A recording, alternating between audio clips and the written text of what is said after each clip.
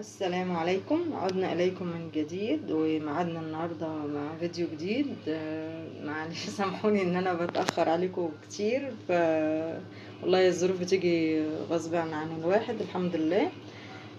ربنا يفرج كرب كل حد يكون في كرب، اللهم امين. ويشفي مرضانا ومرضى المسلمين جميعا، اللهم امين. وبسم الله نبدأ ان شاء الله. النهاردة هنعمل مع بعض الفتة. وطبعا احنا عارفين ان اللحمة غالية اليومين دول، والاسعار بقت زيادة عن الحد يعني. فاحنا هنعملها النهاردة بحاجة بسيطة ان شاء الله تكون في مقدور الناس كلها. هنعملها بالماسورة. الماسورة ما بتبقاش غالية زي اللحمة، وبتبقى طعمها بيبقى أطعم بكتير. فجربوها في حاجات كتير هتلاقوها ما شاء الله أحلى وفيها فايدة برضو. هنعملها النهاردة، هنعمل فتة بشوربة الماسورة.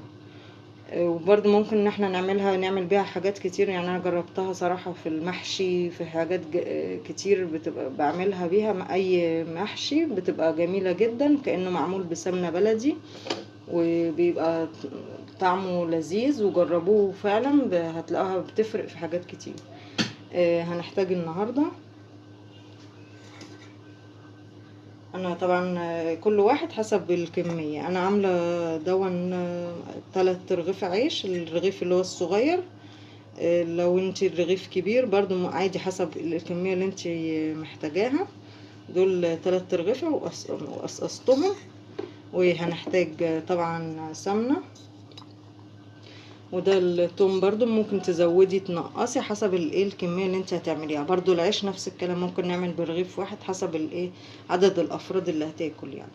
انا عندي البنات ربنا يهديهم ما بيحبوش الفتة. فانا بعملها 3 رغيفة بس على قد انا واللي يحبها يعني. هم كم واحدة بتحبها والباقي مش بيحبها فكل واحد براحته يعني. هنحتاج طبعا برضو الرز، برضو حسب الكمية اللي انت تحبيها. انا بعمل 3 كوبايات، اعمل 4 كوبايات، كل واحد برضو حسب ما يحب. وطبعا معانا الماسورة اهي. طبعا بغسلها كويس جدا، وبغسلها بالخل زي الفراخ علشان ممكن تبقى زفرة. انا بدأت الفيديو والمية قربت تغلي. انا مستنيه المية تغلي علشان احطها في المية. وهنحتاج طبعا برضو للفتة صلصة. احنا قلنا من التوم ده ونفصين توم بالظبط هما. هنعمل بيهم الصلصة، هنعملها مع بعض. دقيت الفصين توم دول ممكن نزود برضو ننقص، كل واحد حسب ما بيحب دي للصلصة. انا طبعا ضربة قوطة في الخلاط، وهحمر التوم. وهجهز طبعا احنا قلنا العيش وتوم، وهنحتاج خل. وطبعا عشان شوربة الماسورة بتبقى تقيلة شوية دسمة يعني، فما بنحتاجش ان احنا نعمل حاجات بالدهون كتير. فانا حطيت زيت، ما حطيتش سمنة.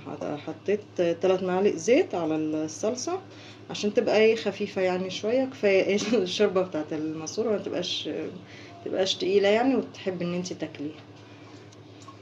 المية هنا قربت تغلي اهي. وانا حطيت التوم على النار اهو. ما هيبدأ بس يسخن يعني. هحمره بس يصفر كده معايا شوية، وابدأ اصفي الطماطم. المية طبعا غليت، انا حطيتها. وهبدأ احط لها البهارات والفلفل الاسود بتاعتنا.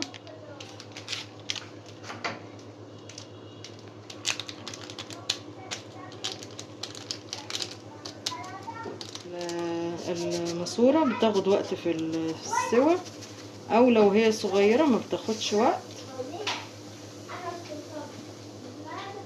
على بال ما تستوي هنكون عملنا بقية الحاجات بتاعتنا. ده فلفل اسود، وهحط لها فصين حبهان. هنحط 3.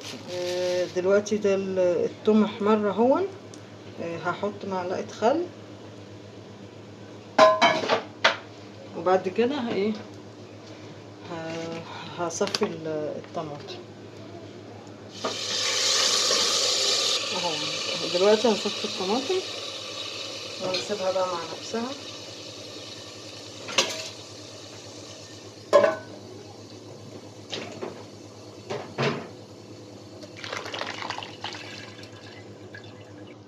دلوقتي ايه على بال ما الصلصة تتعمل وعملنا الماسورة، هعمل ايه، هحمر العيش. ممكن نحمره بسمنة وممكن نحمره بزيت عادي، يعني كل واحد زي ما يحب. انا هحط شوية معلقتين زيت، وهحط معلقة سمنة بس عشان ما يبقاش ايه، يبقى ياخد طعم، بس ياخد طعم الايه الزبدة معايا. الخمس فصوص دول برضو هصفرهم شوية، وهبدأ بقى احط العيش، احمرهم في العيش في الثوم، في الزبدة اللي انا عاملاها. هتشوفوا دلوقتي هنعملها ازاي. دلوقتي ده الثوم انا مستنياه يسخن، وايه يعني يبدأ يسخن كده في الزيت في السمنة، وهبدأ احط له العيش. برضو الثوم حسب كمية العيش اللي انت هتعمليها. يعني عملت 5 فصوص متوسطين على ايه ال3 رغيفة دول. لو انت طبعا العيش اكتر ايه بتزودي برضو الثوم، وبتزودي السمنة والزيت علشان بتدي طعم جميل. هتشوفوا هتبقى العيش هيبقى متحمر ومقرمش وحلو، هيبقى زي بتاع المطاعم بالظبط، احسن كمان لان طبعا انت حاجة انت عاملاها في البيت.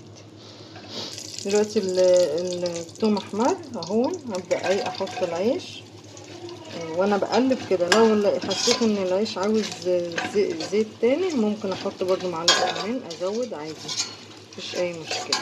افضل احمر كده فيه.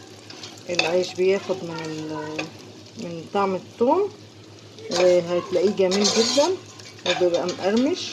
ممكن اصلا تاكليه جنب الاكل كده. وهي دي طريقة الفتة اللي بيعملوها برضو، بتبقى مع الشاورما مع كل حاجة، بتبقى حاجة جميلة جدا جنب الاكل، مش شرط مع الايه، مع الرز الابيض يعني.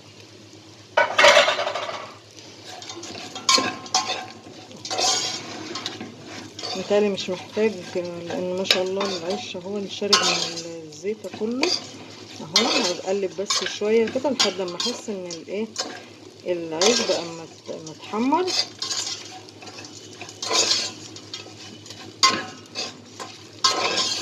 انا طبعا عامله في حله كبيره علشان ايه ابقى متحكمه في العيش وما يبهدلش البوتاجاز.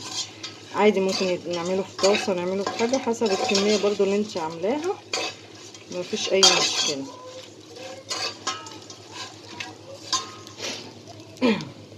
دلوقتي هو ابتدى يحمر اهو، بس لسه ايه لما ياخد معايا اللون اللي هو الذهبي.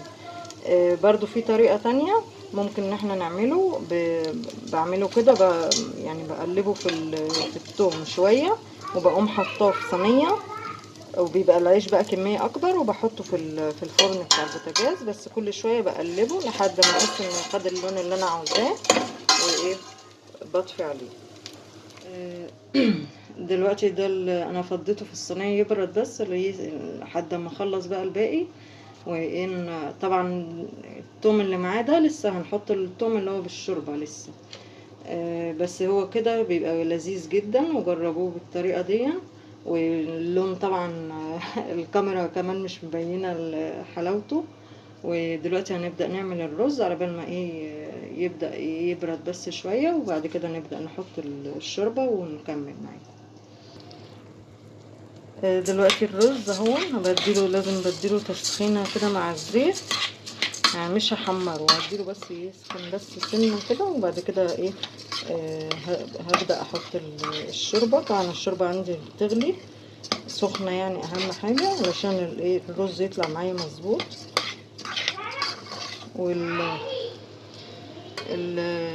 انا حاطه 4 كوبايات رز، بحط قدهم شوربه. طبعا البهارات والملح بقى زي ما تحبي، بس انا الرز الفتة بيبقى ابيض. وصحة وهنا، وما تنسوش اللايك والشير والسبسكرايب للقناة، وما تنسوش ما تنسونيش من دعائكم.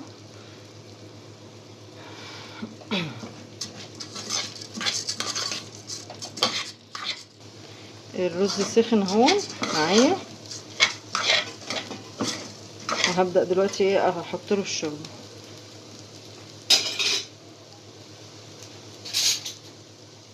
طبعا هسقيه بشوربه الماسوره، عشان كده انا حطيت له زيت، ما حطيتش برضو ايه سمنه. بسم الله. واحد، اتنين، تلاتة. انا المغرفة بتاعتي بتعمل مكيال الكوباية، لازم بعد كده علشان ايه على حسب عدد الكوبايات اللي انا حطاها. دلوقتي الرز بيتعمل، بسيبه لحد ما يشرب الشوربة، وببدأ ايه اوطي عليه. طبعا برضو بتتعمل معانا. ولسه بقى اخر حاجة التوم بالعيش بالشوربة، دي اخر حاجة هنعملها. هنستنى طبعا لما الرز بس يتعمل. الرز اتعمل اهو. هبدأ اعمل التوم. دلوقتي ده التوم اللي احنا هنعمل بيه العيش. نستنى بس يسخن اهو. بسم الله.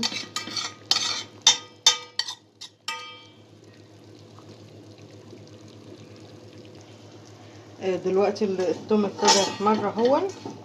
هحط له معلقتين خل.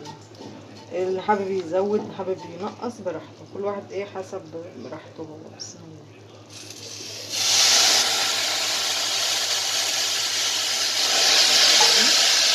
اقلبه بس شويه كده بسيط، وبعد كده ايه هحط له الشوربه وهو سخن كده.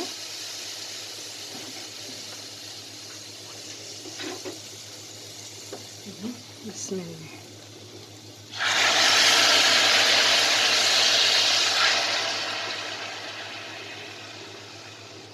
التوم هيغلي في الشوربه شويه بس، وبعد كده هنسقي بيه الايه العيش. طبعا برضو ايه دول 3 ترغيفه، فممكن احط قد كوبايتين ايه شوربه. كانت سخنه معانا. هتغلي بس شويه، يعني تغلي شويه كتير. العيش انا حطاه في حله، لان ايه هسقي بيه الشوربه، وبعد كده هغطيه شويه. اهي.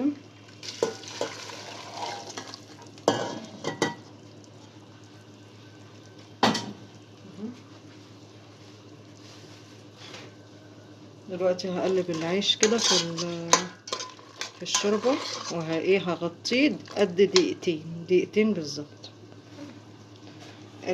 ده العيش بعد ما انا صفيت منه الشوربه، لان يعني هو شرب من الشوربه، بس كان في شوربه كتير شويه، فعادي احنا ما بنصفيها بالمصفى وده العيش كده بعد ما شرب الشوربه. وهنبدأ بقى نحطه في الصينية.